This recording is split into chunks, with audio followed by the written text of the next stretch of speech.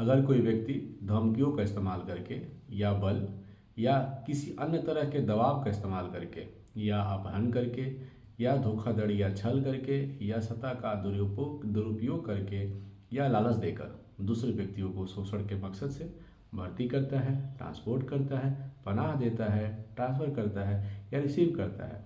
साथ ही उन व्यक्तियों की सहमति पाने के लिए और उन पर नियंत्रण रखने के लिए नियंत्रण रखने वाले व्यक्ति को किसी व्यक्ति को पेमेंट देता है या बेनिफिट देता है या लेता है, तब वह भारतीय न्याय संहिता के सेक्शन 143 के तहत ट्रैफिकिंग का अपराध करता है।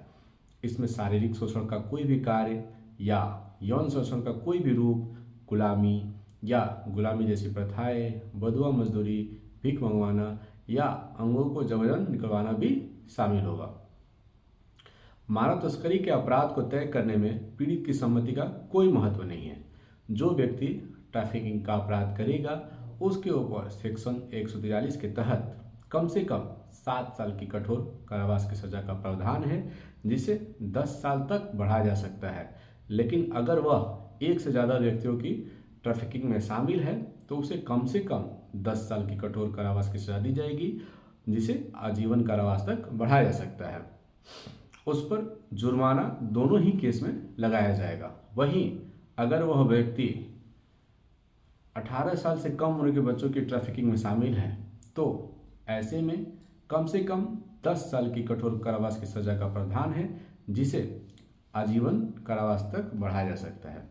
और वही व्यक्ति अगर एक से ज़्यादा बच्चों की ट्रैफिकिंग में शामिल है तो उसे कम से कम 14 साल की कठोर कारावास की सजा का प्रावधान है, जिसे आजीवन कारावास तक बढ़ाया जा सकता है। वही व्यक्ति अगर 18 साल से कम उम्र के बच्चों के ट्रैफिकिंग के अपराध में एक से ज़्यादा बार दोषी पाया जाता है तो ऐसे व्यक्तियों को आजीवन कारावास की सजा दी जाएगी, जिसका मतलब उस व्यक्ति के बाकी के जीवन जो है जेल में ही बीतेंगे और जुर्माना हर केस में ही उनके ऊपर लगाया जाएगा।